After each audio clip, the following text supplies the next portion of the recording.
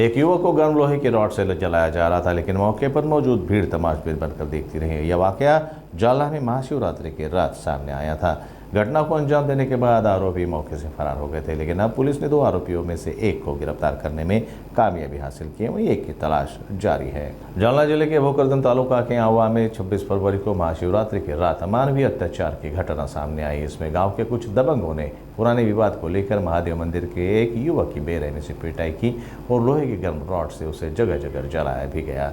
इस मामले में 2 सगे भाई नवनाथ सुदाम दौड़ और सोनू उर्फ भागवत सुदाम दौड़ के खिलाफ भारत पुलिस स्टेशन में विभिन्न धाराओं के तहत मामला दर्ज किया गया था।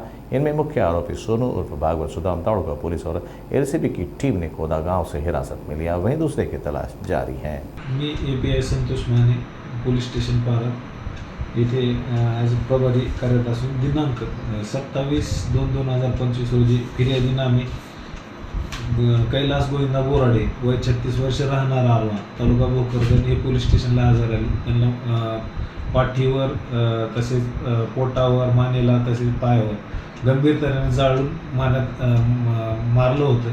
त्यांना सदर दवाखान्यात रुजू करून त्यांची ट्रीटमेंट करून त्यांची फिर्याद घेतली असता त्याच्या फिर्यादीमध्ये ते दिनांक 26/2/2025 रोजी दर्शनासाठी कोदेश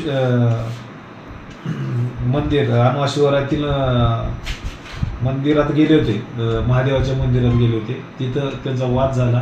तेथील सुदाम भागवत दौड हा होता व त्याने जुन्या कारणाच्या भांडणावरनं त्याचा भाऊ नवनाथ सुदाम दौड या झालेल्या भांडणावरनं तसेच त्याच्या सांगण्यावरनं त्यांनी तिथं चालू असलेल्या भट्ट्यातील रॉड टाकून जळजळत्या रॉडनी पायावर मानेवर तसेच पोटावर लाल भट्टीतल्या जळते लाल म्हणून जीवन ठार मारण्याचा प्रयत्न केला। याच्या तक्रारीवरून पोलीस स्टेशन पारद येथे गुन्हा नंबर 40/2025 कलम 109(1), कलम 49, कलम 115(2), कलम 351(2) आणि 351(3) भारतीय न्याय संहिताप्रमाणे गुन्हा नोंद असून सदर गुन्ह्यात आरोपी नामे नवनाथ सुदाम दौड व त्याचा भाऊ सोनू उर्फ भागवत सुदाम दौड या दोघांवर गुन्हा नोंद आहे। सदर गुन्ह्यातील घटनास्थळी हजर असलेला आरोपी सोनू उर्फ भागवत सुदाम दौड याला दिनांक 1/3/2025 रोजी अटक करण्यात आली असून त्याला न्यायालयात हजर करून 5 दिवसाचा पिछार न्यायालय दिलेला आहे। पुढील तपास सुरू आहे। तसेच आरोपी क्रमांक 2 यांच्या आम्ही मान्य पोलीस अधीक्षक यांच्या रवानीखाली LCB व आमची टीम सदर आरोपी क्रमांक 2 याचा शोध घेत आहे। तात्काळ दुसऱ्या आरोपीचा शोध घेऊन त्यांना अटक करून कायदेशीर कारवाई करण्याची तजवीज ठेवली आहे। सर, तो जो संशयित 2 नंबरचा आरोपी आहे ते एक सोशल मीडियावर व्हिडिओ व्हायरल करतायत की मी गुन्हेगार आहे, नाही बा मी गुन्हेगार आहे, मला फसवल्या जात आहे।